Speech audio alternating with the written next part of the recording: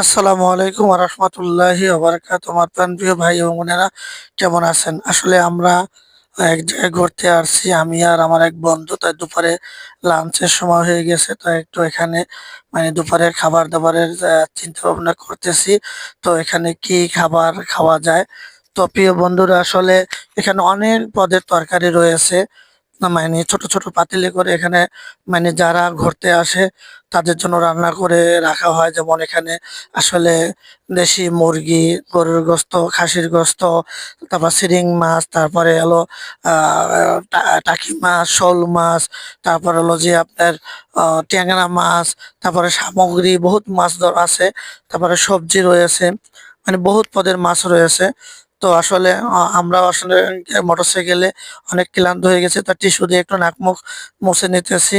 তো আমরা এখন ভাত খেতে বসে যাব আসলে। তো ভাত আসলে অলরেডি এসে গেছে।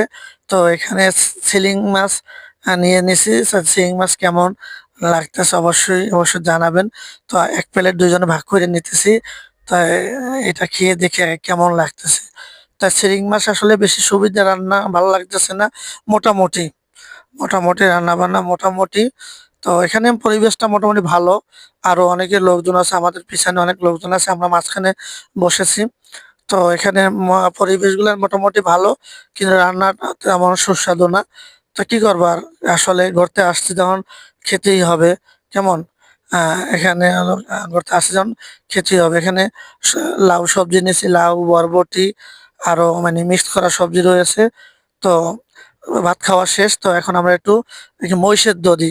তো মহিষের দধি আসলে খাওয়ার চেষ্টা করতেছি, কিন্তু মহিষের দধি খুব সুস্বাদু একটা খাবার। কিন্তু আসলে মহিষের দধিটাও ভালো লাগতেছে না। মহিষের দধি আমার খাইতে ইচ্ছা করে না। তারপরও ওই কোনো রকমে কষ্ট করে খেতেছি। যেমন মহিষের দধি মুখে একবার খেলে কয়েকবার ওই যে ভালো লাগতেছে না। মহিষের দধি মুখে দিলে এই যে আমি টাকা দেবো, দিতে দেয় না, আমার বন্ধু টাকাগুলান দিয়ে দিল। তো প্রিয় বন্ধুরা আসলে যদি কখনো আসেন তো অবশ্যই এখানে এসে খেয়ে যাবেন। যতটুকু সম্ভব, ভালো হোক আর খারাপ হোক, আপনাদের কাছে হয়তো ভালো লাগতে পারে। তো আসলে এখানে ঘুরতে আসলে খুব ভালো লাগলো। কেমন, আর আমাকে আমার বন্ধুকে কেমন লাগতেছে অবশ্যই আপনারা জানাবেন। তো এখানে আশেপাশে দোকানগুলো, পরিবেশগুলো অনেক ভালো। তো খুব ভালো লাগতেছে আসলে জায়গাটা।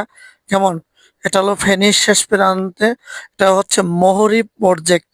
কেমন, এটা হচ্ছে বর্ডারের শেষ, মানে ফেনী জেলার বর্ডারের শেষ, শেষ দিকে। তো প্রিয় বন্ধুরা আপনারা এখানে একবার না হলেও বেড়াতে আসবেন। খুব মনোরম পরিবেশ। ভালো থাকেন।